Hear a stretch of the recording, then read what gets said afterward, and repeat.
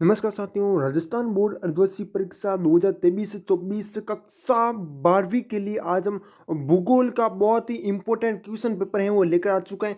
इस question paper की हम फुल है आंसर की आपको बताने वाले हैं और क्वेश्चन पेपर में से आपके काफ़ी सारे क्वेश्चन हैं ज्यों के ज्यों हैं छपने वाले हैं, ये मेरी गारंटी है। और अलग से हमने प्लेलिस्ट भी बना दी है, उसमें सारे के सारे भूगोल के जितने भी क्वेश्चन पेपर करवाए हैं वो सारे मिल जाएंगे और गारंटी है आप लिख के ले लेना। इसमें से आपके काफ़ी सारे अगर वो वीडियो भी देख लिए तो काफ़ी सारे क्वेश्चन हैं आपके जियो के जियो छपने वाले हैं। मैं आपको एग्जाम्पल भी दूंगा कि कौन सा क्वेश्चन है छपा है। ठीक है, सबसे पहले इसमें देखिएगा आर्थिक भूगोल का उपचित्र है। आर्थिक भूगोल का उपचित्र कौन सा भाई? संसाधन भूगोल है। क्या है? संसाधन भूगोल है, एकदम सही हो जाएगा। श्रवण कौलर कहे जाने वाले क्रियाकलाप किस क्षेत्र के अंतर्गत आता है? तो बिल्कुल सही है, पंचम क्षेत्र। पंचम क्षेत्र, ठीक है। इंदिरा गांधी नहर की संकल्पना है वो किसने दी? तो किसने दी? कंवर सेन ने दी। किसने दी? कंवर सेन। यहाँ पर इंदिरा गांधी है वो और गलत है, वो होगा। अगला है नेक्स्ट, दो देशों के मध्य व्यापार कहलाता है। जो दो देश कोई भी मान लीजिएगा वो व्यापार करते हैं उनको क्या कहलाता है? वो क्या कहलाता है? तो वह कहलाता है अंतर्राष्ट्रीय व्यापार। क्या कहलाता है? अंतर्राष्ट्रीय व्यापार है, एकदम सही हो जाएगा।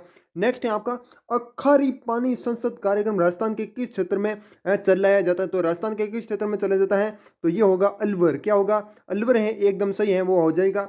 फिर है अगला आपका 6 नंबर क्वेश्चन है, मानव का प्राकृतिकरण है वो क्या है? मानव का प्राकृतिकरण क्या है कि इसमें क्या होता है? मानव, सबसे पहले परिभाषा है वो इसमें दी हुई है। ठीक है, सबसे पहले मानव लिख देना है।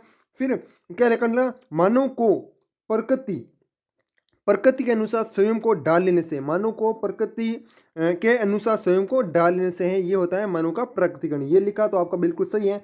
नेक्स्ट है कोल्लर वहोज क्या है? कोल्लर वहोज है वो क्या है वो बताना है। इसका आंसर है मुझे नहीं पता सही से, इसलिए मैं आपको नहीं बता सकता। ठीक है, नेक्स्ट है आपका 8 नंबर, आकार के आधार पर उद्योग है वो कितने प्रकार के होते हैं? तो मैं आपको बता देता हूँ, आकार के आधार पर उद्योग है 4 प्रकार के होते हैं।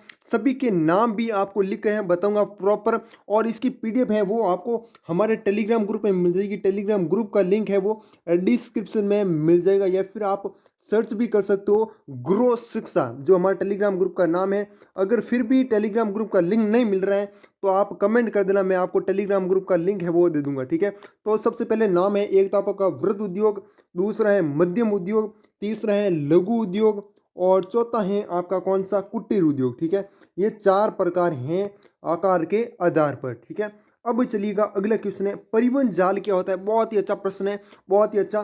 परिवहन जाल है वो क्या होता है? तो इसमें लिख दोगे, परिवहन जाल क्या करता है? सड़कों, परिवहन जाल क्या करता है? सड़कों और रेल लाइनों के जाल को कहते हैं, रेल लाइनों के जाल को कहते हैं। ये लिखा तो भी सही है। अगर इससे भी अच्छा लिखना चाहो तो लिख सकते हो कि इसमें जो होता है ना, कई स्थानों को परस्पर भागों की श्रेणियों से जोड़ने पर जो प्रारूप बनता है उसे परिवहन जाल है वो कहते हैं। इसके आगे है वो लिख देना। ठीक है, नेक्स्ट है मानव विकास के 4 स्तंभों के नाम लिखने हैं। तो 4 स्तंभ कौन कौन से हो जाएंगे?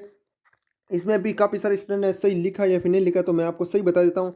अगर आपने समानता लिखा एक तो भी आपका सही है। समानता की जगह आप निष्पक्षता भी लिख सकते हो। समानता की जगह क्या लिख सकते हो? निष्पक्षता भी लिख सकते हो। ठीक है, और उसके बाद है आगे एक और आप नाम लिख सकते हो, कौन सा? सतता। सतता, और सतता की जगह अगर आपने संपोषणीयता लिखा तो भी आपका सही है। क्या है? संपोषणीयता। दोनों में से कोई एक लिखो, इन दोनों में से कोई एक लेकर सही है, इन दोनों में से कोई एक लेकर सही है। ठीक है, अब तीसरा और चौथा नाम मैं आपको बताने की कोशिश मैं करूंगा।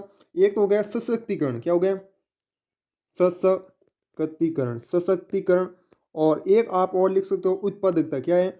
उत्पादकता। ये भी नाम है आपका सही है। ठीक है, 4 नाम हो गए। अगले देखिएगा, मानव विकास के 4 स्तंभ हो गए। अब अगला क्वेश्चन आपका नेक्स्ट, जनसंख्या परिवर्तन के 3 घटक हैं वो कौन कौन से हैं? यहाँ पर ये क्वेश्चन है हमारे सामने कि जनसंख्या परिवर्तन के 3 घटक कौन कौन से? हम लिख सकते हैं जन्म दर, जन्म दर, मृत्यु दर और प्रवास। ये है ना घटक हो गए। ठीक है, प्रवास, यहाँ पर दर लगा देना पीछे तो आपका सही हो जाए। ठीक है, नेक्स्ट है गैरीसन नगर किसे कहते हैं? तो छावनी नगर को कहते हैं। किसको कहते हैं? छावनी नगर। ये भी सही है। और इसके आगे और आप विस्तार से लिखना चाहो तो लिख सकते हो, सेना से जुड़े कार्यों के लिए बने शहर को गैरीसन नगर कहते हैं। क्या कहते हैं? गैरीसन नगर। सेना से जुड़े कार्यों के लिए बने शहर को गैरीसन नगर कहते हैं। अगला भी क्वेश्चन आपको मैं करवा रहा हूँ, पश्चिम बंगाल में चावल की कौन सी 3 फसलें होती हैं? तो चावल की कौन सी 3 फसलें होती हैं? एक तो होती हैं ओस, ओ स, ठीक है। और एक होती है अमन, एक होती है अमन और एक होती है बोरो। क्या होती है? बोरो। ये आप तीन है पसंद लिख सकते हो। नेक्स्ट है आपका अगला, चिकित्सा पर्यटन किसे कहते हैं? ये भी बहुत ही आसान क्वेश्चन है। जब लोग इलाज के लिए अपने देश से बाहर किसी दूसरे देश की यात्रा करते हैं तो इसे चिकित्सा पर्यटन है वो कहते हैं, ठीक है। ये देखो, ये क्वेश्चन भी रिपीट हो चुका है, आप देख सकते हो। श्रवणी चतुर्भुज परियोजना किन शहरों को जोड़ती है? तो एक तो दिल्ली है, कोलकाता, मुंबई और आप चेन्नई भी लिख सकते हो, ठीक है। ये 3-4 नाम है आपके, ठीक है। और उसके बाद है अगला, जैसा कि मैंने बताया पीडीएफ टेलीग्राम ग्रुप में मिल जाएगी, लिंक डिस्क्रिप्शन में मिल जाएगा आपको। अगला है 16 नंबर, रोपण कृषि की प्रमुख विशेषताएं क्या है वो लिखनी है। 17 नंबर क्वेश्चन है आपका, क्या कह रहे हैं? कुटीर व लघु उद्योग में अंतर स्पष्ट करना है। ये नंबर कितना है भाई, देख सकते हो, 2-2 नंबर का क्वेश्चन है आपके सारे ना, 2-2 नंबर के आपको देख लेना है। और इससे पहले वाले 1-1 नंबर के सारे क्वेश्चन थे। हरित क्रांति की उपलब्धि क्या है? ये भी क्वेश्चन है, छप चुका ज्यों का ज्यों। भारत के उपग्रह संचार प्रणाली की विश्लेषण में अध्ययन कीजिए। भारत की ग्रामीण बस्तियों को कितने प्रकार में वर्गीकृत किया जाता है? किन्हीं दो का उल्लेख है वो कीजिए, ठीक है। वो उल्लेख है वो करना है। और अब देखिएगा, मानचित्र भी आपका आ चुका है 2-2 नंबर के। विश्व के मानचित्र में निम्न को दर्शाइए। एक तो विश्व का मानचित्र है आपको दिया जाएगा और एक भारत का मानचित्र है वो दिया जाएगा। एक तो ब्राजील, जापान, प्रशांत महासागर, रूस, ये लिखना है। भारत के मानचित्र में निम्न को दर्शाना है। सूरत है, बेंगलोर है, कानपुर है और आंध्र प्रदेश, इनको भारत के मानचित्र में दर्शाना है, ठीक है। उसके बाद देखिएगा नेक्स्ट 23 नंबर क्वेश्चन है, भारतीय कृषि की किन तीन समस्याओं का सविस्तार वर्णन कीजिए। और 3 नंबर का क्वेश्चन है ये भी, भारत में खनिजों की वितरण की व्याख्या कीजिए। ये निम्नदात्मक प्रश्न आ गए, क्या आ गया? निम्नदात्मक प्रश्न। अथवा में आप ये भी कर सकते हो, अगर आपको ये वाला आता है तो अच्छी बात है, अगर नहीं आता तो नीचे वाला भी कर सकते हो अगर आपको आता है तो। अब परंपरागत ऊर्जा स्रोत क्या है? किन्हीं 3 प्रकार का वर्णन है वो करना है, ठीक है। नेक्स्ट है आपका अगला, ये 4 नंबर का है ना, जनसंख्या वितरण को प्रभावित करने वाले आर्थिक कारणों का वर्णन कीजिए।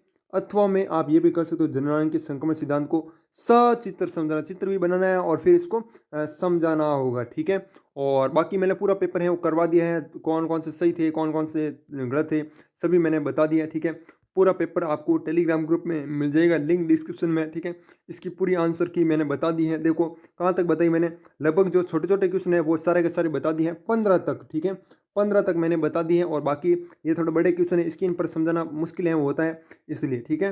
बाकी हम और भी हैं आपके लिए क्वेश्चन पेपर हैं वो लेकर आएंगे। और भूगोल की अलग से हमने प्ले लिस्ट बना रखी है, प्ले लिस्ट का लिंक डिस्क्रिप्शन में मिल जाएगा। वहाँ पर जाकर मैंने जितने भी भूगोल के क्वेश्चन पेपर बनाए, राजनीति विज्ञान के क्वेश्चन पेपर बनाए, वो सारे के सारे मिल जाएंगे। तो लिंक डिस्क्रिप्शन में एक बार चेक है वो जरूर कीजिएगा। काफ़ी सारे क्वेश्चन है ज्यों का ज्यों है रिपीट है वो होते हैं, ये मेरी गारंटी है, ठीक है। आप लिख के ले लेना भले, ठीक है।